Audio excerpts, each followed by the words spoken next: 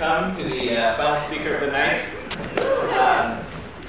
She's a special education teacher. She enjoys brewing and drinking beer. I don't know if those are related. Let's have a big round of applause for Patti Smith.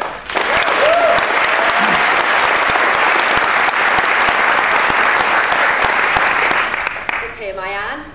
Good? No? No. Crank it. Turn it up. Turn it up. Okay, there we go. Teacher voice. Teacher voice. Can you hear me? Yeah. Okay, cool. Teacher voice. Okay, hi, my name is Patti, and I pass gas through my bunghole. How many of you pass gas through your bunghole? Everybody with your hand down, you're all a bunch of lying liars, pants on fire. Everybody poots, and you know it. Middle schoolers say everybody poots, everybody farts. You know that, but I'm not actually here to talk about farting. I'm here to talk about beer, specifically brewing beer, because if you can boil water, measure ingredients, you got some time on your hands, you too can brew your own delicious beer.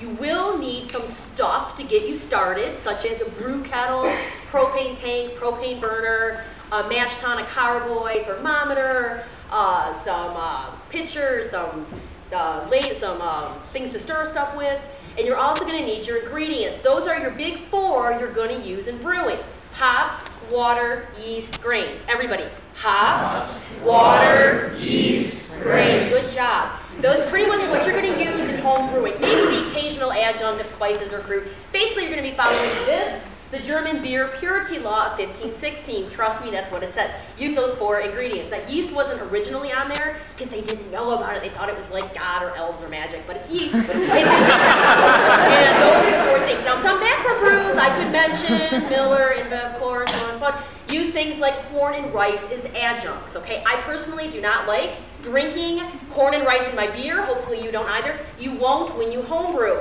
You will get your good four ingredients at places like Adventures in Homebrewing. They're the ones that thought of the I pass gas out my bunghole. I'm not that creative, guys. I got it from them. They're a great place in Taylor. Here locally is the Beer Depot, or online. I like to keep it local. Let's get to brewing. You're going to bring 5 gallons of water to about 200 degrees in your kettle. Then you're going to go over to the mash tuns you'll see in a second. You're going to put in whatever grains you're using. Then you're going, there's the mash tuns right there. Then you're going to put that hot 200-degree water over the grains, and now you're mashing. And that for about an hour. That is one thing that brewing, you have a lot of time to just kind of sit around. There's a lot of time to sit around. So you can get jiggy with your partner, you can listen to a ball game, you can run around the block. I don't care what you do, but you're going to be sitting there for an hour. Then you're going to bring some more gallons of water up to a boil, and you're going to sparge, which is fun. You pour that in your mash tun, pull all the good stuff off your grains into your kettle. There, that's called your wort, W-O-R-T. Bring that up to another boil for about another hour. And then comes my personal favorite part, adding the hops, which is my personal favorite part of the beer. It looks like rabbit turds, I know it does. It smells delicious, and is my personal favorite part of the beer. Follow your recipe. Ours had us brewing with hops for an hour, and then a second batch for 5 minutes. Just follow that. There's also a freshly grown hops. There's my hand.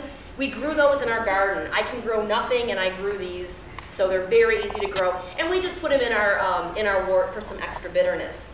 The next step in the process, if we have any like children of the 80s, you've got to cool it now. You got to bring down the temperature. Back in the day, you had to just kind of wait.